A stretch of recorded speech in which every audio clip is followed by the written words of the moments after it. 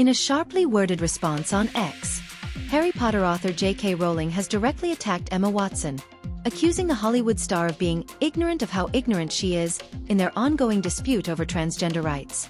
Rowling's post comes in reaction to Watson's public statements, in which Watson had voiced support for trans rights while also affirming her respect for Rowling's legacy. But Rowling, who has long attracted controversy for her views on gender identity, suggested that Watson's comments only added fuel to the fire during a period when Rowling faced serious personal threats and security concerns. In her message, Rowling didn't hold back.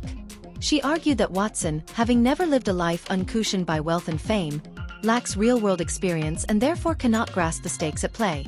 Rowling pushed back against any assumption that she owes Watson or any actor agreement with her views, saying it's as ludicrous for her to seek approval now as it would have been decades ago.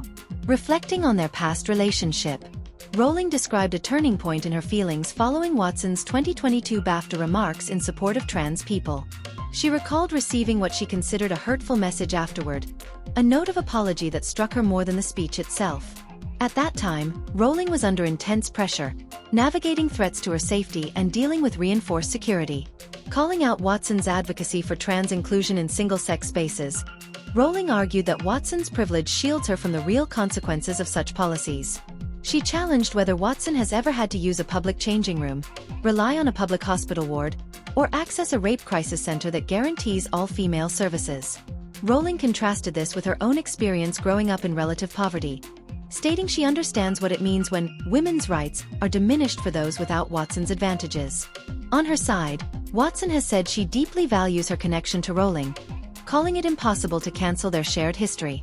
In a recent podcast, she remarked that she hopes people who disagree with her will still love her, and that she can continue loving those she doesn't always see eye to eye with.